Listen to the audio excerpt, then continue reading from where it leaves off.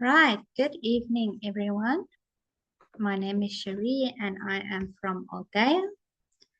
We have one more person joining in the waiting room, but I'm going to start the meeting so long. Thank you for joining us on this lovely evening. Um, you'll see I don't look so pretty posh like our younger staff members as I just put my kids to bed. But we are really excited for having you this evening and look forward to sharing some of the things we work with you, but also learning from you as well. So I'm just going to start quickly by answering a question.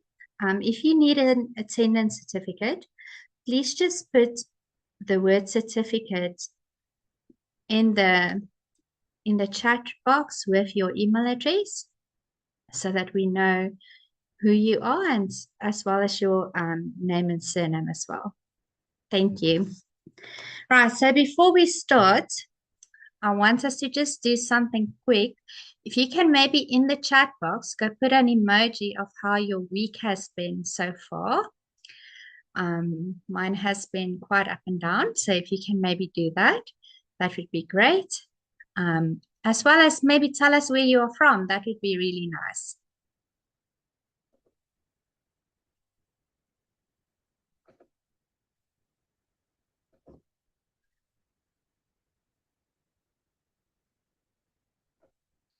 Okay, so we have Marilyn from Potchefstroom.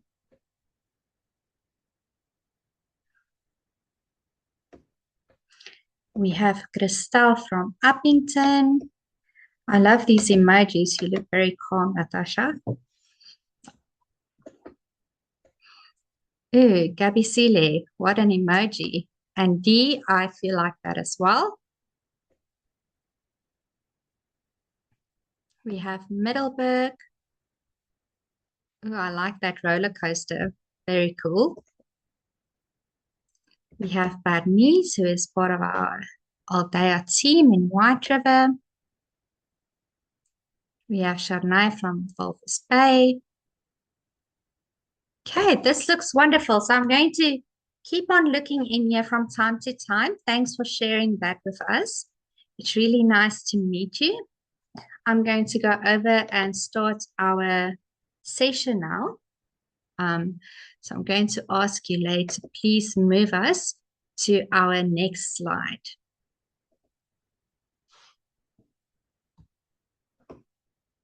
All right. So who are we? We are Aldea. We are a team of early interventionists making a difference. We focus on bridging the gap between family, therapists, and teachers. So the word aldeia means village in Portuguese.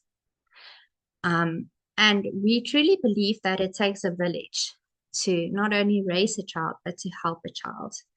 So on the screen there, you can see myself. I am the founder of Aldea and the executive director.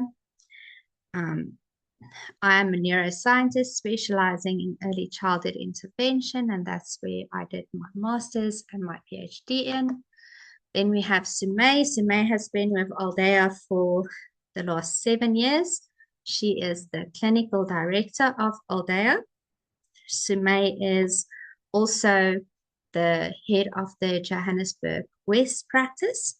And Sumay all her education background includes psychology and also early childhood intervention.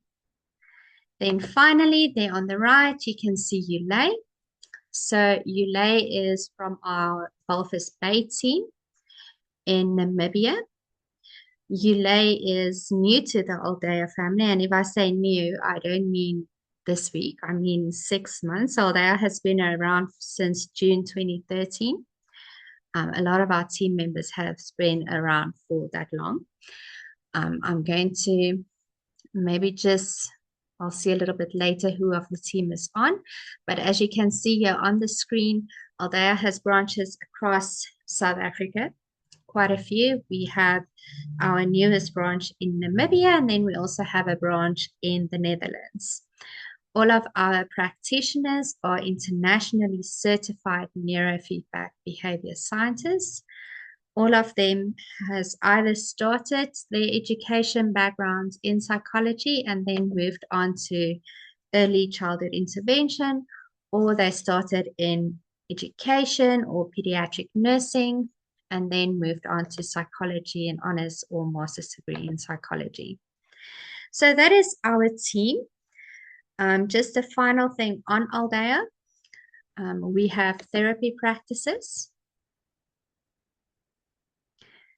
Okay, we have therapy practices at all our branches, and then some of our branches also have learning centers, which we call academies. So over time, we realized that the kids that we work with aren't always the easiest kids in society.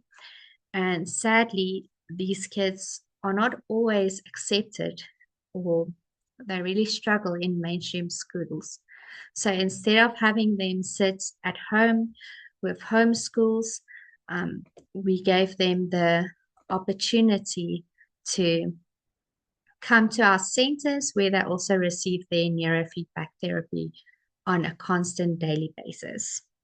Right, I'm going to be handing over to Sumay now to start with our wonderful session. But before I do that, I want to just quickly run through the content of the evening. So this evening, we decided we wanted to talk about child depression. This is a topic close to Aldea's heart. As I mentioned, we work with some of the most difficult kids, and child depression goes hand in hand with behavior issues. So Yulay is going to start us off on the importance of the topic of child depression, then understanding child depression, the causes and risk factors. Then we're going to take a short, fun break. And thereafter, I'm going to take you through diagnosis and when to seek help. Sumay will then take over and talk a little about treatment and support and resources. So yeah, for now, that's it from me. I'm going to be handing over to Sumay firstly, and then I will hand over to Yulay, whereafter I'll speak to you guys a little bit later. Good evening, everyone. It's such a pleasure to have you join us here tonight. We are going to start off our evening truly going into depth and really understanding the reason behind why we have tonight's seminar. And the faces that you see on the screen right now are only four reasons, main reasons why we have tonight's webinar.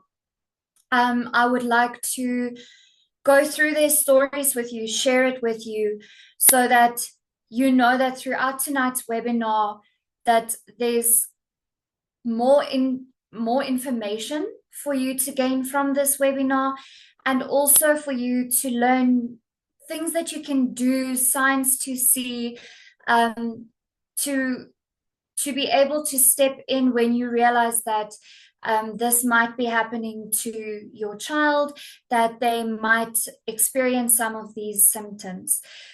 So first we have Kambwe. He was a 10-year-old boy, and in 2019, he was found by his uncle when he was hanging from the laundry line in the back of their yard behind their home. The principal of his school reported that he was playing Momo, which is a game that's played by children. And throughout the game, if you receive a certain image or a specific picture, then this picture or this game can actually urge you to commit suicide, and that is what happened to Kaumboy. Tapelo, unfortunately, I could not find a picture of Tapelo, but Tapelo was an 8-year-old boy, and he hung himself on a tree. His mother and individuals around him was not able to to see the signs of his depression. And his mom reported that he came home one afternoon after school. He wanted to eat some pap, and the relish was done, and that just triggered him. And that is literally something so small that can sometimes act as a trigger. If you know, it's sometimes you don't see depression necessarily. As you can see, all of these people on the screen have a smile on their face. It's not something that is easy to see. So yeah, Tapelo was one of the kids. These two, Kambwe and Tapelo, were both in Namibia, and the next two are from South Africa. Clara was a 14-year-old girl, and on the 11th of August in 2015, she went to sit on the roof of a mall, and where she then fell off and, of course, passed away. That happened in Johannesburg. Lufuno, she was 15 years old from Limpopo, and in 2021, she committed suicide. She took her life after being bullied in a video, and that video having gone viral. I will now give over to Yulay so we can watch a video that can give us a little bit of insight into what goes on in each one of these individuals' minds when they are at this point, when they feel there is no other way out, and what they are thinking, not only about the situation, but about themselves.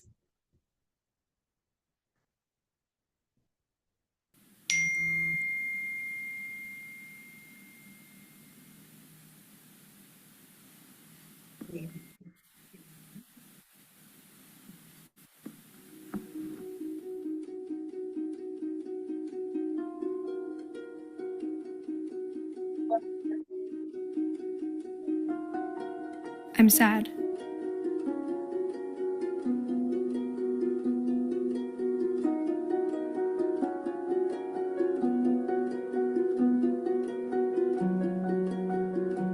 I feel fat.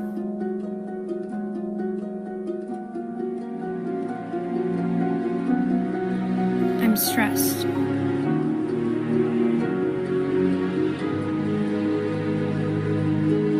I feel ugly. I'm not hungry anymore. I'm so tired all the time.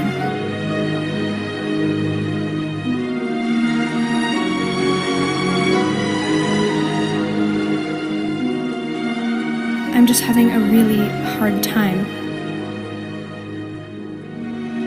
And I don't know what to do anymore.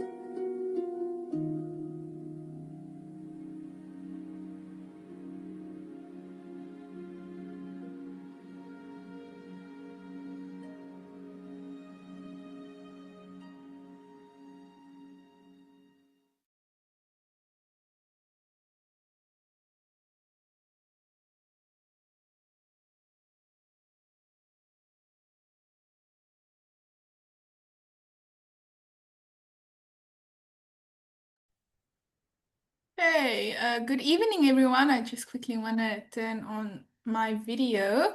Thank you all for joining. We are really excited to be able to share this webinar with you this evening. I will start off by speaking to you about the importance of the topic of child depression by looking at a few statistics. So, according to global research done in 2024, more than 1 in 5 children or adolescents worldwide experience a depressive episode or have depressive symptoms. According to the World Health Organization, 14% of 10 to 19-year-olds globally experience mental health conditions, including depression and anxiety. Then, a study in South Africa has found that approximately 20% of youth in South Africa suffer from depression and stress-related conditions. And a study done on Namibian school learners found that 20.2% of these school learners between the ages of 12 and 17 reported having thoughts of taking their own lives. So let's dive a bit into what exactly is child depression. So child depression is a mental health condition where a child experiences persistent feelings. This means constant, every single day, feelings of sadness, hopelessness, irritability that interferes with their daily life, with their social lives, with their relationships with others. So it's in their day-to-day life that this is just a persistent thing happening over and over. It is more than just mere occasional sadness or meltdowns or being moody. Okay, so let's quickly look a bit at the difference between child depression and typical sadness, because we might confuse the two sometimes. So if you look at typical sadness or low mood, it usually lasts for a short amount of time, while child depression lasts for 2 or more weeks. If we look at the intensity, typical sadness or low mood is mild to moderate, where child depression is moderate to severe. So in child depression, they have thoughts of hopelessness, where in low mood, it's usually not that serious. Then if we look at the triggers of typical sadness, so the trigger of typical sadness is situational. This means that a child would, for example, say, I am sad because. So this is affected, the child's health or mental health is affected by something that happened. While in child depression, there's often no clear cause for the way that they are feeling. In typical sadness, children's functioning are generally intact. So this means it doesn't impair them in different areas of their lives. They're usually still able to function normally, while in child depression, their functioning is often impaired in their schoolwork, their academics, their family, or their social lives.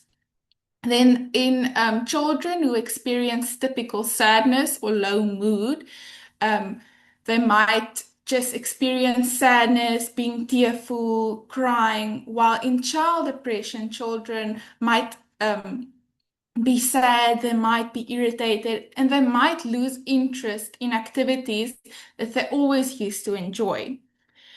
The thoughts that children have when they have typical sadness is situation specific. So as I said, something happens and it triggers them, and because something happened, they feel the way that they feel. While in child depression, their thoughts are negative self-beliefs and hopelessness. For example, they have thoughts such as I'm worthless, or nobody likes me, or things will never get better. Then looking at the physical symptoms of typical sadness, it's actually very rare. So a child doesn't display physical symptoms the way they would if they had depression. So physical symptoms is quite common in child depression.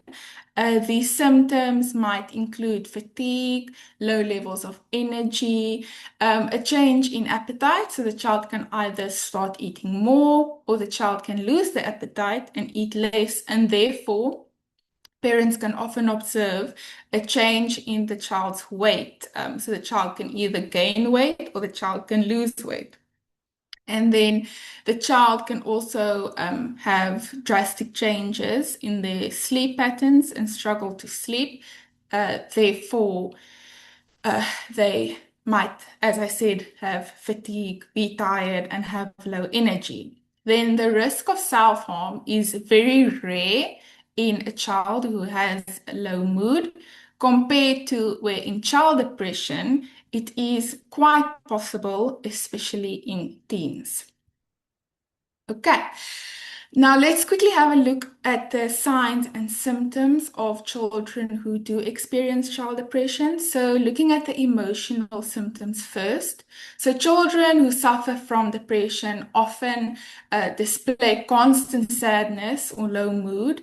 They can appear to be irritable and angry. They can experience feelings of hopelessness, helplessness, or worthlessness. They usually cry easy and frequently, and they have low self-esteem and feelings of worthlessness, as I mentioned, and sometimes they also experience excessive guilt. The cognitive signs and symptoms of child depression can be a difficulty in concentrating, being indecisive or forgetful, having negative thinking patterns, like I mentioned earlier, thinking things will never be better, or thinking that the world will be a better place without me. Those are common things that children say when they are experiencing severe depression. And they might have frequent thoughts of death or suicide in severe cases. So the behavioral symptoms of child depression can be withdrawal. So this can be social withdrawal, such as not wanting to spend time with friends anymore, just wanting to be alone, not wanting to speak to their parents, just preferring to be on their own, be in their own bubble without other people. Then a decline in the academic performance might be observed. They might have a lack of interest or motivation. So for example, if your child was always very motivated about their schoolwork, doing well, or your daughter was maybe a very good netball player, she used to love playing netball, now she might have depression, and that might affect the way that she feels about these things. So she might lose motivation. It's not to say that it's in everyone's case, but in many cases, it is what happens. Then changes in sleep patterns. As I said, children may struggle to sleep, changes in appetite. So the child can actually be restless or sluggish and slow.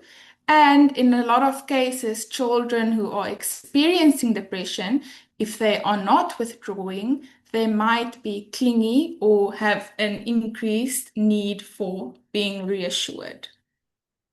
Okay, if we look at the physical symptoms of child depression, so children who suffer from child depression might frequently complain about having headaches or stomach aches with no clear cause, or they can have low energy, as mentioned.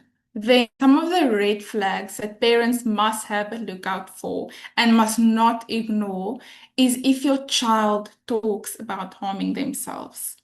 It's very important to take note of that. Also, the negative expressions I mentioned earlier, where the child just does not see light at the end of the tunnel, or if the child displays these symptoms and then engages in risky or harmful behavior.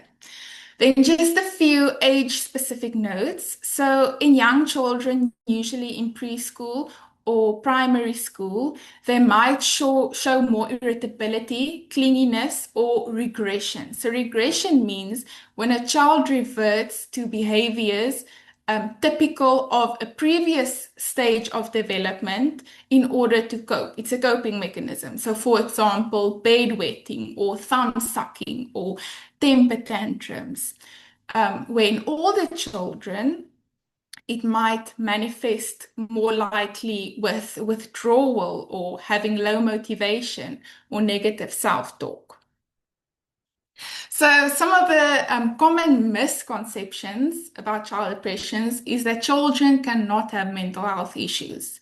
But there's so much research and there's so much physical evidence that we see every day about child depression.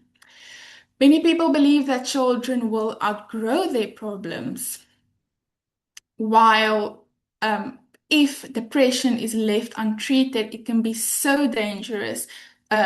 Children can revert to substance abuse. They can revert to suicidal ideation.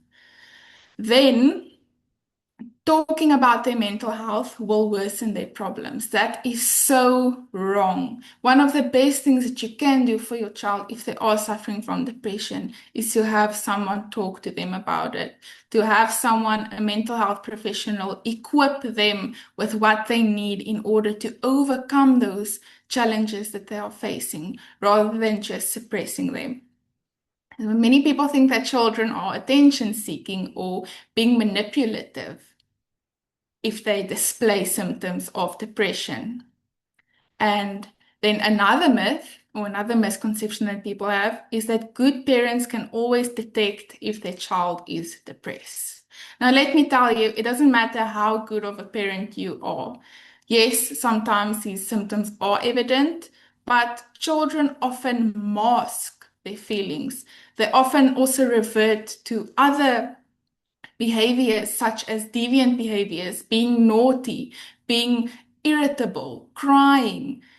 So they might just appear to be naughty children uh, while they're actually experiencing these big, overwhelming feelings how they just don't know how to deal with. So yes, parents can see it, but it's not always evident. Okay, so let's look at the causes and risk factors of child depression. So the biological factors we're going to look at is firstly genetics.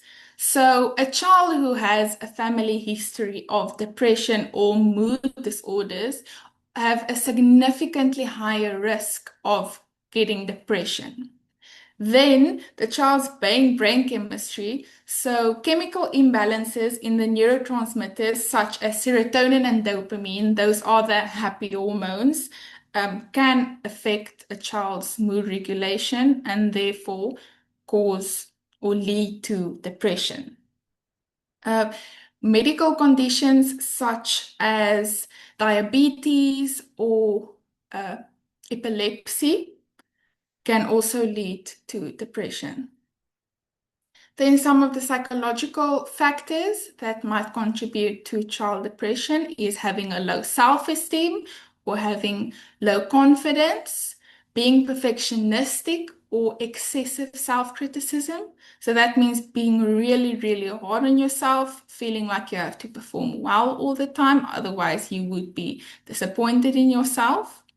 Negative thinking patterns or difficulty coping with failure and having a difficulty bouncing back from disappointments or negative experiences, and poor emotional regulation skills. Some of the social factors that might play a role in child depression can be having a difficulty making friends. I'm sure a lot of children experience that, and it can lead to feelings of rejection and being sad and social isolation or feeling different from their peers. Another social factor that can affect or can cause or be a risk factor of child depression is experiencing rejection, racism, or being discriminated against. Okay, and then this is a very, very important part, environmental factors. So this is the home environment, especially where the child finds themselves in a lot of times. So in the family and home environment, things that can negatively affect a child's well-being can be parental divorces, It's a very big change that can really rattle a child. The loss of a loved one, being abused or neglected within the household, experiencing bullying at school or even within the household, and then academic or social pressures. Then, some of the developmental and academic pressures that can contribute to child depression can be learning disabilities or attention deficit hyperactivity disorder, feeling like a failure at school, and the pressure to perform or achieve beyond capability. And then major life changes can really have a significant effect on a child's well-being, such as moving to a new city or school and having to adapt to new people, to new environment, and then serious illness or hospitalization as well. Okay, then depression can be triggered by these three things, among others. So the first one is a single traumatic event. So this can be, for example, a car accident or experiencing the loss of a loved one. Then depression can also be triggered by ongoing chronic stress. So this can be ongoing conflict, for example, within the household. It can be due to poverty. It can be due to a child not feeling safe within an environment that they find themselves in. And then lastly, depression in children can be triggered by changes in their routine or security.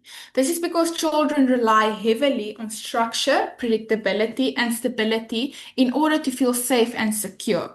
When that routine is disrupted without, especially suddenly and without any warning and without any introduction and explanation, it can cause emotional distress. Okay, so this is quite a heavy topic that we're discussing right now, depression. So I want us to take a small break. I'm gonna play a song. I want you to turn off your camera, listen to the song, maybe dance a bit, just cool down before Sherry will continue and speak about diagnosis.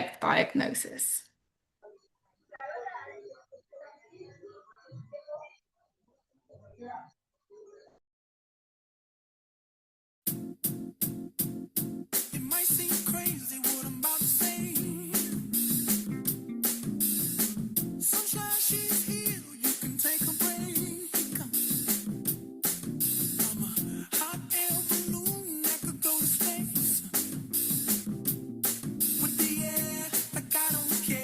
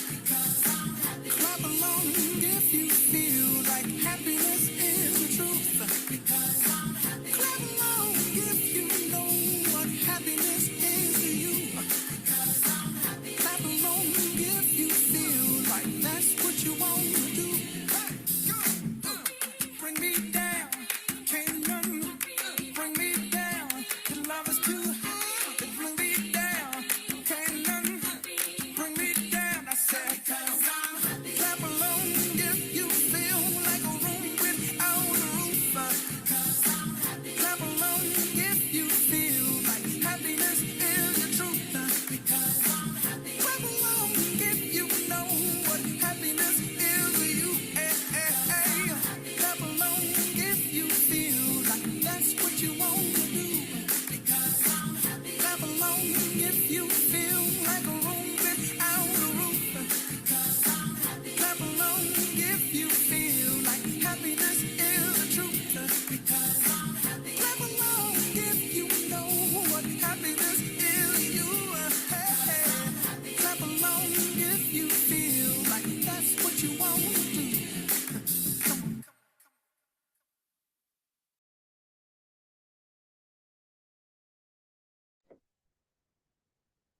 Wonderful. Thank you so much, Yulay, for that. Right. I am going to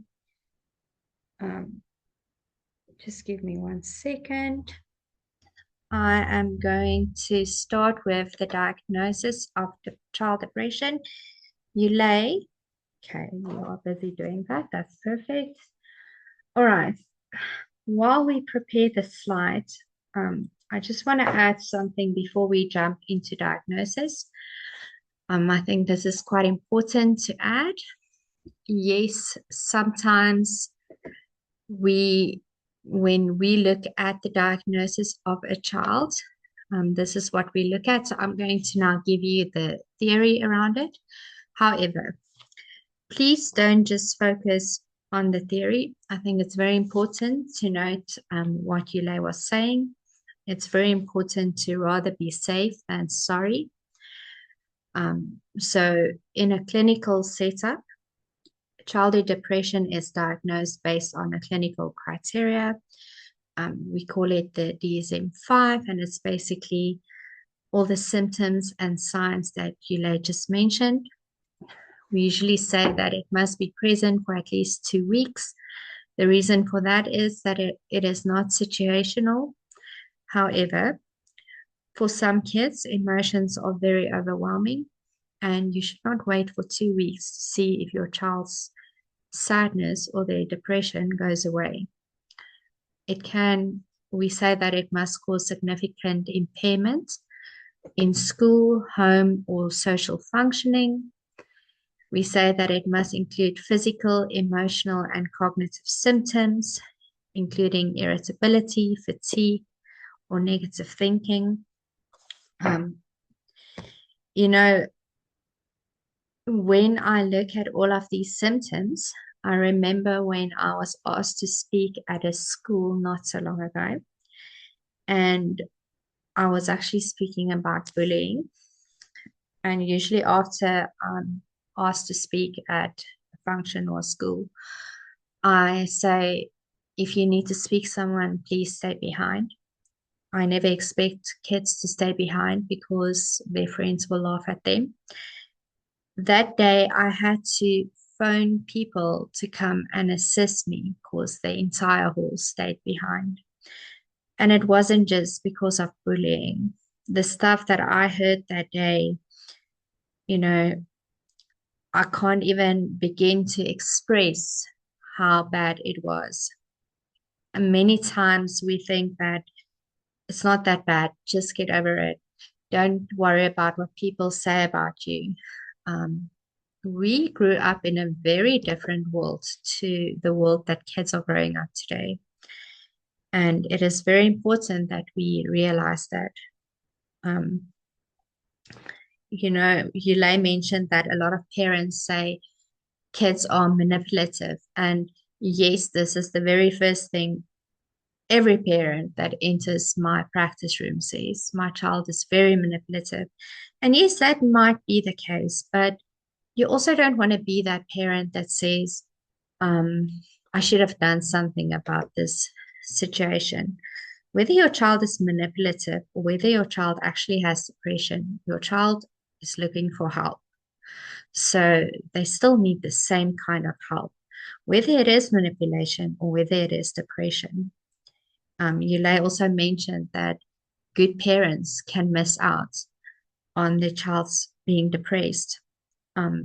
I know a couple where the father is a pastor, the mother is a clinical psychologist, and their teenage daughter committed suicide, and there was no signs whatsoever. In fact, she took a bunch of flowers to her teacher the day that she committed suicide, and they actually found the letter, and it was very well planned. It was not a spur of the moment thing. So Yule is very right in saying it really doesn't matter what your educational background is or what a great parent you are. You need to look out for these signs. And you can see here that in children, irritability can sometimes replace depressed mood as a key symptom. Now, in my house, I have two boys, and when I don't feel well, my eldest, he turns 7 on Saturday, he will tell me, "Why are you so irritated with me?" And then I realize I'm taking out my feelings on him. So don't just brush irritability off as it's just nothing. He's having a bad day. When we don't feel well, we are irritable. So I want to look at the role of the multidisciplinary team. Who is important?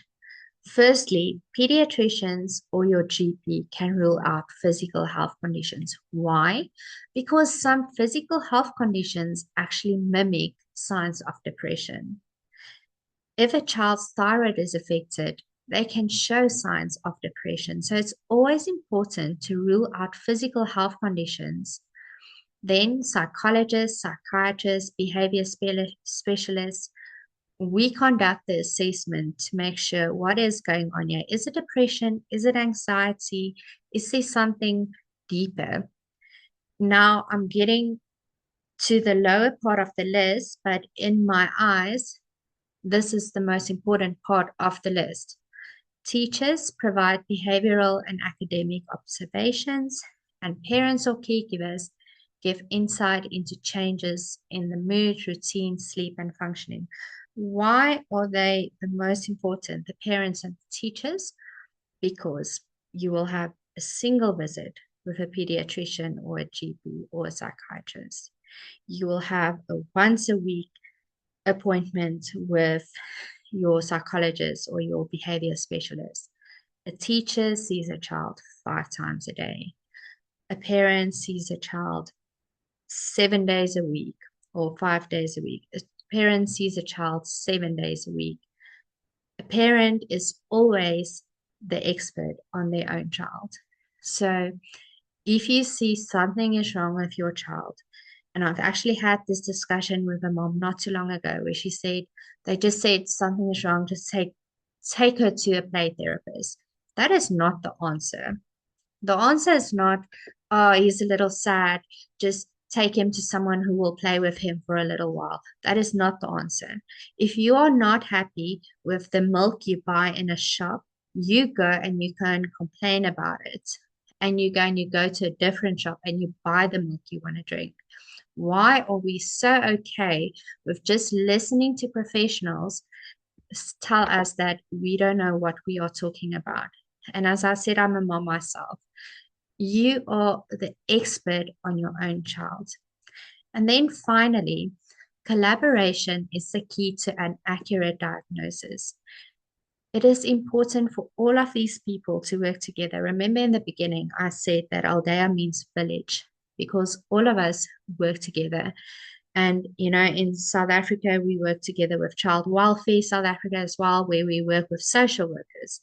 And ULA and the Wolfers Bay team works with the Jonah Home, where they also include social workers. So there's a whole team of people, and we all need to work together because someone will pick up on something that someone else will miss.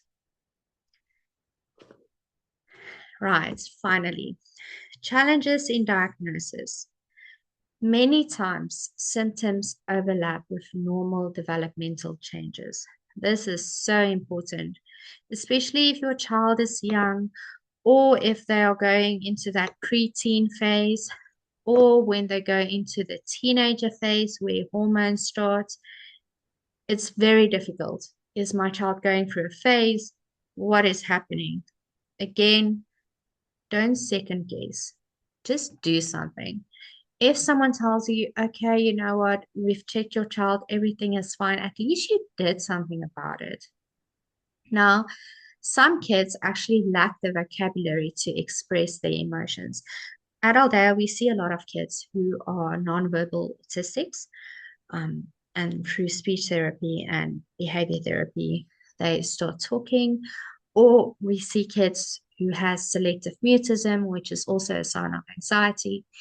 And as soon as those kids start talking, they have very, very bad self-esteem. So that's the second part of what we focus on, because some kids can't tell you, I am not okay. Now, I said earlier, depression may be seen as my child is manipulating. Yes, and some kids actually do show behavioral issues. Why? Because they don't know how else to show it. So they will do tantrums, they will throw tantrums, and they will withdraw themselves. So it's very important to look at your child and see, is anything changing in his or her behavior? What is going on here? There on the left-hand side, you can see my little one. He is 4 years old. And this week, we actually had an incident where they were in the bath, and we used a sprayer to spray them and to spray their hair. And I dropped the sprayer because I'm very clumsy, and it just went, the water went everywhere. And my husband picked up the sprayer and he sprayed my pajamas. It was just wet, wet, wet, and it was all fun and games. And suddenly, this 4-year-old has a solid meltdown. Like, solidly. I've never seen him meltdown like that. And I couldn't understand what is going on with this child, who's actually a chilled child most of the time. And in some kids, they are fine at school, but as soon as you pick them up from school, they have these meltdowns, and you think, why on earth is my child acting like this when he's in my presence? The answer is, you are the safe space. For my little one, he was keeping in his emotions the whole day, and suddenly he just couldn't do it anymore. That is called restraint collapse. They mask through the day, everything is fine. Suddenly, they've just really, really had enough. You can imagine, when you are pregnant and someone just looks at you the wrong way, you start crying. And that's very much how some of these kids are with their emotional regulation that Sume will touch on. They build up, and suddenly they just let go. So there's this book that you can see here on the right-hand side. And there's a very important quote there that I actually wrote in my blog about this week. And this story goes about a dad. They are fleeing the Netherlands on the train, and the dad is carrying this heavy bag. And, he has this discussion with his child about he will carry the bag because she can't carry the bag. And it's very much a metaphor in life. Sometimes you have to carry the heavy bag, the heavy burden for your child until they are old enough to carry that themselves. That is your responsibility as a parent. And finally, cultural factors and stigma may delay seeking help. It's Yulay said a lot of misconceptions and a lot of myths, and depression has been frowned upon for many, many years, sadly. And that will many times keep people from seeking help.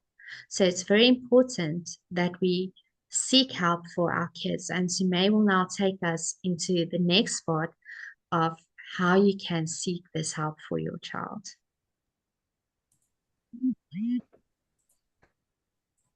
Thank you, Cherie. So this is where Aldea can help you. At Aldea, we focus on multiple aspects that can truly positively influence your child. And like Cherie mentioned earlier, we are all over. If I think about it quickly now, we have about 7 branches globally. And these are only 3 things that we can do that I'm going to share with you now to help your child with their depression.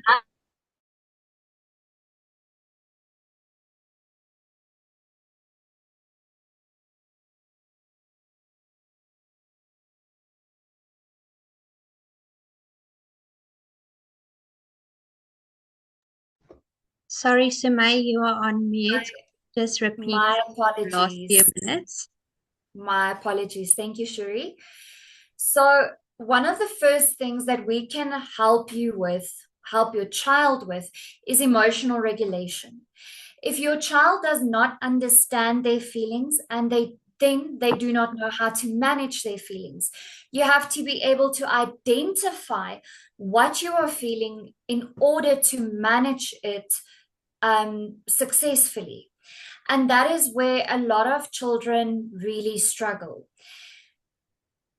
I think within last week, I had a discussion with Cherie about we have academies, and of course we see our individual clients. And for the whole of last week and a little bit before that, I noticed that the kids at our learning center is acting different than usual. Now, we have a lot of kids that's on the spectrum at our learning center, children that just struggle with emotional intelligence, emotional regulation. So it's our job to guide them through those emotions. And if we don't know, what could be causing this, what's leading to this, then it's difficult for us to sometimes help in the situation and be like, okay, guys, this is what's going on. Let's treat it according to ABCD. So as soon as I sent Cherie the message, I realized it's a change in season. And usually, so I don't know who's heard of seasonal depression before, but this is something that truly, really occurs. And it's during when you go from autumn over into winter, there's less outside activity. The kids aren't able to go outside as much, less physical activity. There's just a dampened mood. And how did we notice this at the learning center? There was an increase in emotional meltdowns. There was heightened irritability, which is something that we've truly highlighted tonight already, is the heightened irritability, because you notice what your child's behavior is like, and all of a sudden there's an increase and you can't truly put your finger on it. Just like Yulay mentioned earlier, there's between your when you really just feel low emotionally versus when you feel depressed. When you feel depressed, there's not really one specific reason that you can always, in some cases it might be, but in others there's not really one specific reason that you can pinpoint and be like, this is why I'm depressed.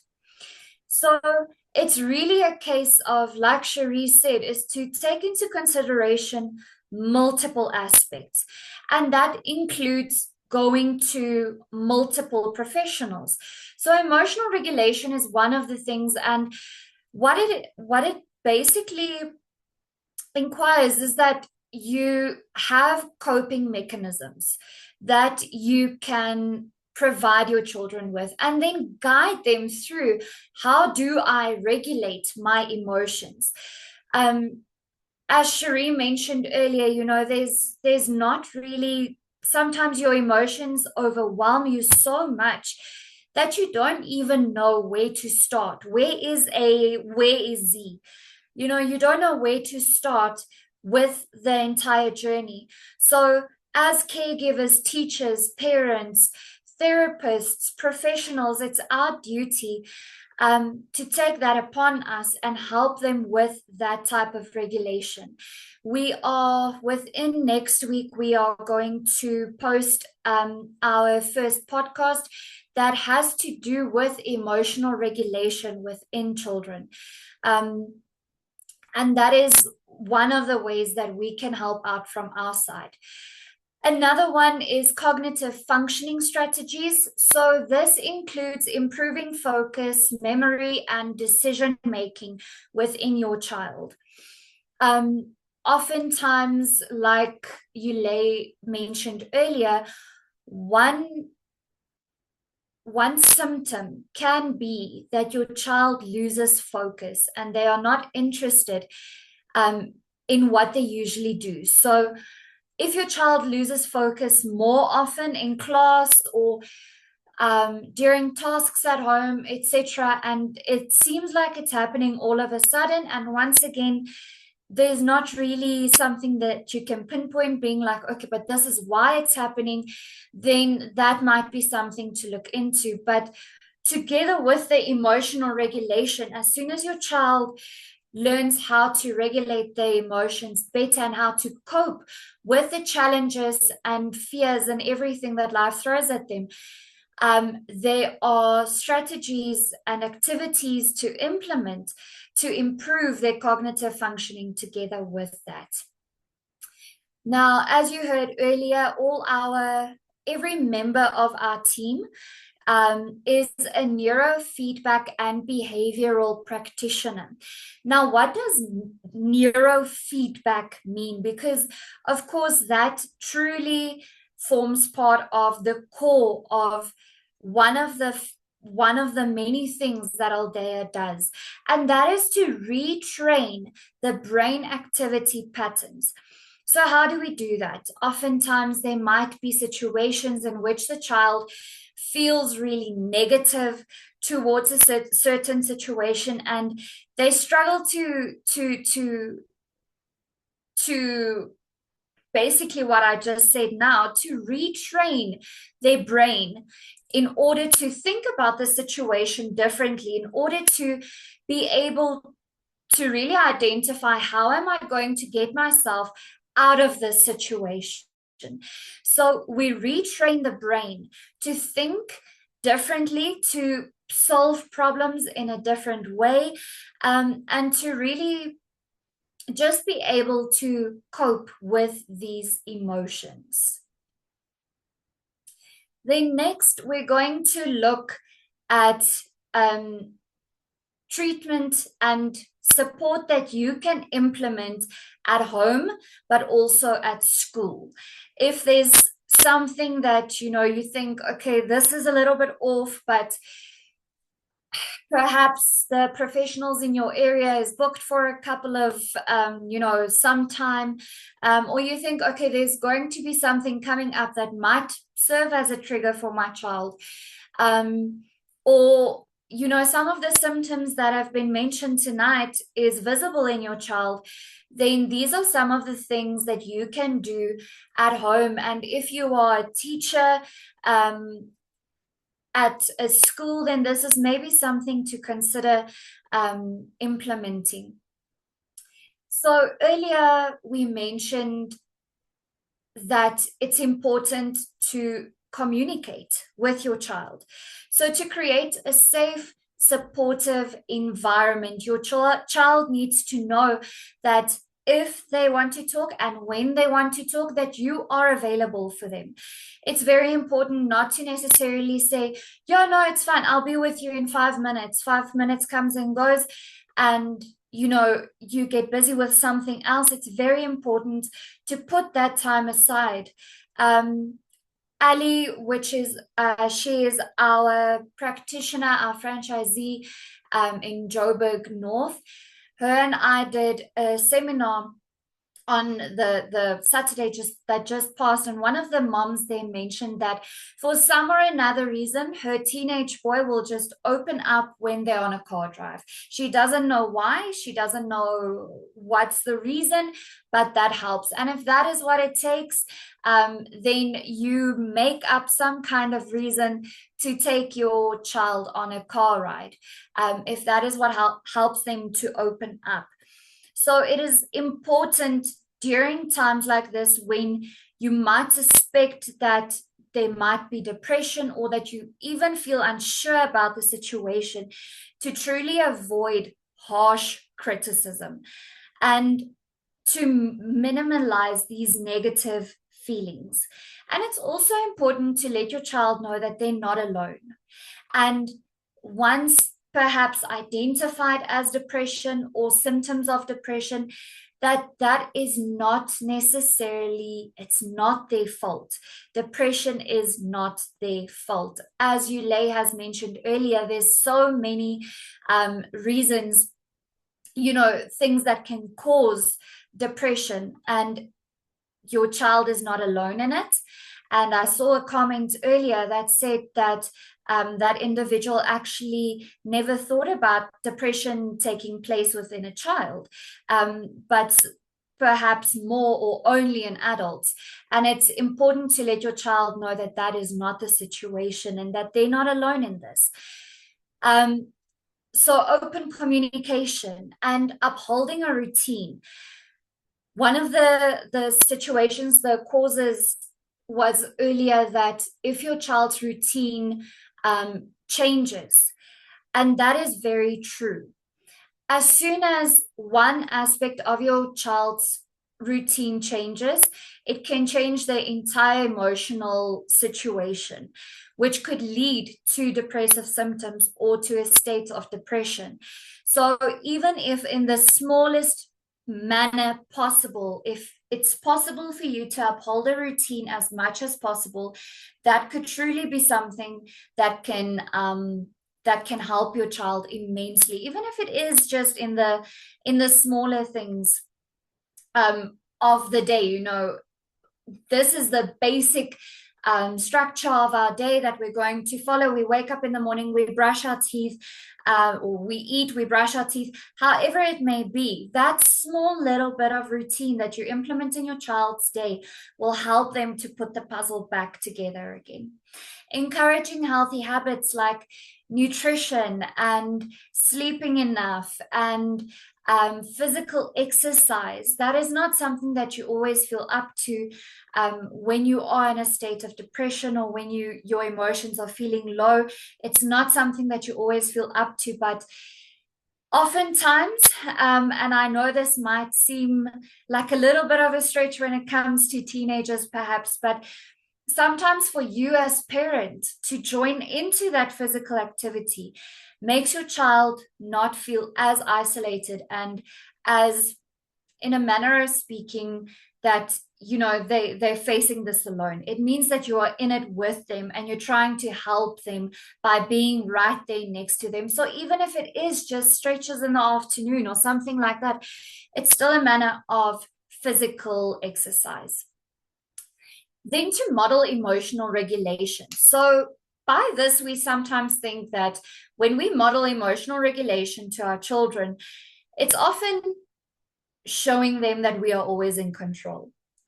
And I'm here tonight to really highlight the fact that it is crucial for you to show your child you going through the process of emotional regulation. I'm not saying when you have the worst meltdown of the week, tell your child about it in depth, really go into it, tell them every little bit of detail.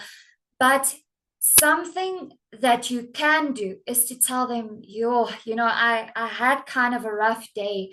I'm really a little bit irritated today. I'm really trying to regulate that emotion of mine by perhaps doing A, B, C, D. But I might need your help with this, because by doing that, they can see that you are also only human and they can see the coping mechanisms, etc., that you implement. Then with school support, academic adjustment in terms of reduce the workload that you give to the child all at once. Perhaps try and see if there's not a more quiet space that you can create for the children, and see if that cannot maybe be a safe space for them at school to implement their emotional regulation.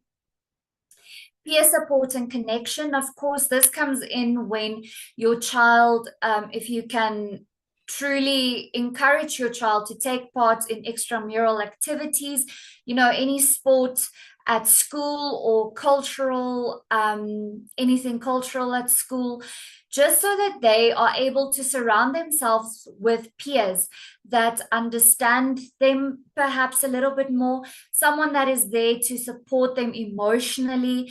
And children of more of the same age often understand their peers' emotions a little bit better. And it's also just fantastic to have that emotional support, not only at home, but at school as well. Involve parents and mental health professionals. I'm not going to elaborate too much on this because it's something that Cherie has already truly highlighted before. Consistency and empathy. Consistency is not something that can only be implemented at home, but also at school. In terms of keeping that daily routine, that schedule on a daily basis as consistent as possible, and have empathy for what the student is going through. The other day, when we realized what was going on with the seasonal depression, I took some time and I told some of the younger children at the learning center, take some pillows, take some blankets, let's lie down and let's just listen to some music. And the difference that made for them throughout, it was at the end of the day, but the difference that it made in their emotional well-being was amazing. And you will not believe how quickly they fell asleep, which just shows the absolute exhaustion. And they are not kids that will just go lie down and fall asleep within 5 minutes. And that just shows you how badly they needed that recovery. Then next, we're going to look at something that is often a little bit hidden to certain individuals, and that is the financially aware treatment and support for individuals. There are people out there, individuals that can help, that has no financial cost connected to them, and that are really easily accessible. And there are some numbers that you are more than welcome to call in South Africa and in Namibia in order to help your child, help your teenager when you feel like you don't know where to go anymore, they feel helpless. These are definitely a few people, a few individuals, a few non-profits that you can definitely depend on. My last point that I'm going to talk about tonight is medication, and why it is oftentimes when your child is in treatment or in therapy, the professional might tell you or suggest medication, and there's a fear that goes with medication. What does it mean? The stigma, the negative stigma that is connected to medication for children, for teens, and the unknown that goes with it. What's going to happen now? Is this the right way to go? Is it going to have a negative effect on my child? There's so many fears that's connected to it. And I'm here tonight to tell you that it's not a sign of weakness for either you or your child, but it's rather an act of love. If your child has asthma, what do you give them? You give them an asthma pump. Okay, an inhaler. You do not just leave them with the asthma and tell them to suffer. Okay, so this is what medication for emotional well-being does. It serves as an inhaler for your child with asthma. Medication is not magic. It will not solve everything right away off the bat, but it can be a bridge to help your child overcome those emotional struggles. It might be a push in the right direction to give them the relief from those negative feelings. As I said earlier, it's often in conjunction with therapy. And are there other alternatives than chronic medication? Yes. there is natural supplements that you can start off with if you feel hesitant about chronic medication and you want to see if this is really an option that you want to pursue. Then a natural supplement is definitely an option that you can explore and see where it takes you. But do not be afraid of it. Am I saying go to it straight away if you don't feel comfortable with it? No, but feel comfortable with the option of truly exploring it. And speaking to the psychiatrist, psychologist, the GP, about these options, to the professional team about the options that are available. We thank you so much for joining us tonight. And we truly hope that you got a lot of insight from this. And yeah, Cherie, I would just quickly like to confirm whether we have a little bit of time for a Q&A or are Yeah. we...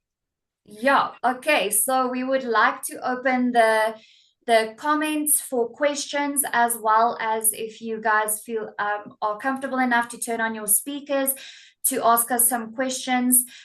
Also, you are more than welcome to find our contact details on our website.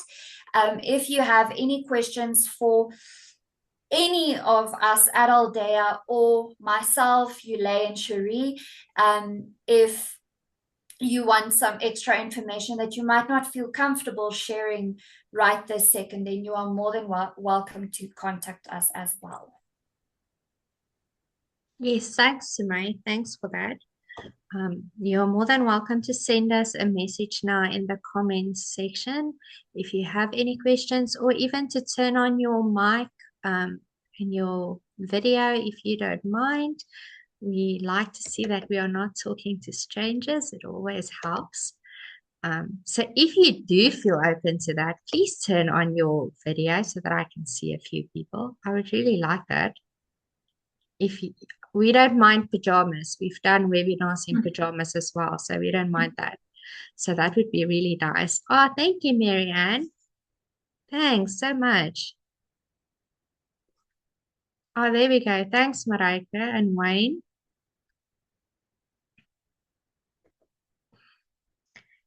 Right, let me just read some